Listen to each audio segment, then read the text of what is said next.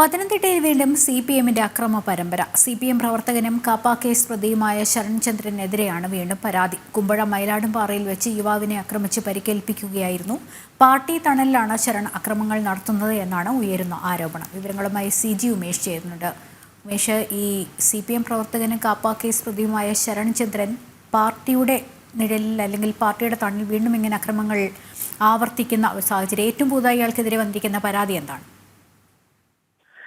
Lakshmi, KAAPA case പ്രതിയായ ശരണിനെ CPMലേക്ക് സ്വീകരിച്ചു തന്നെ വലിയ വിവാദമായിരുന്നു. മന്ത്രി വീണ ജോർജ് ഉൾപ്പെടെയുള്ള പ്രമുഖരായ നേതാക്കളൊക്കെയാണ് ശരണിനെ CPMലേക്ക് സ്വീകരിച്ചത്. ആ സമയത്ത് തന്നെ കാപ്പ കേസ് പ്രതിയാണ് ഇയാളെന്ന വാർത്ത വലിയ തോതിൽ പ്രചരിച്ചത്. മാത്രമല്ല CPM DYFI പ്രവർത്തകരെ ആക്രമിച്ച കേസിൽ ഉൾപ്പെടെ നേരത്തെയും ഇയാൾ പ്രതിയായിരുന്നു. ഇയാളെയാണ് പാർട്ടി അന്ന് അംഗത്വം കൊടുത്ത് സ്വീകരിച്ചത്. ഇയാളെയാണ് പിന്നീട് നിരവധി വിവാദങ്ങളിൽ പെടുകയും അർദ്ധരാത്രിയിൽ നടുറോഡിൽ ഗതാഗത തടസ്സമുണ്ടാക്കി കാപ്പ എന്നെഴുതിയ കേക്ക് മുറിച്ച് വരെ വിവാദമുണ്ടാക്കിയ കഴിഞ്ഞ ദിവസങ്ങളിലൊക്കെ വാർത്തയിൽ നിറയുകയും പോലീസ് കേസെടുക്കുകയും ചെയ്ത ആളാണ്. ഇന്നിപ്പോൾ സഹപ്രവർത്തകരായ DYFI പ്രവർത്തകരെ തന്നെ മർദ്ദിച്ചത്. മയിലാടുംപാറ സ്വദേശിയായ യുവാവിനെയാണ് ഈ ഇഡലി എന്ന് വിളിക്കുന്ന ശരൺ ആക്രമിച്ചത്.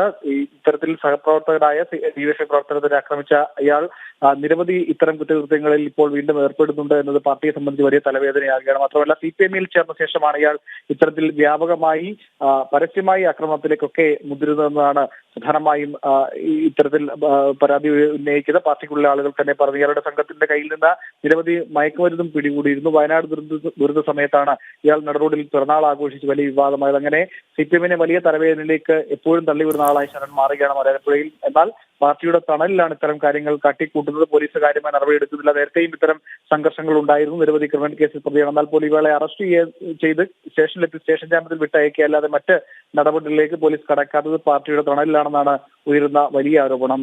ലക്ഷ്മി, ശരി. ഉമേഷാണ് വിവരങ്ങൾ നൽകിയത്.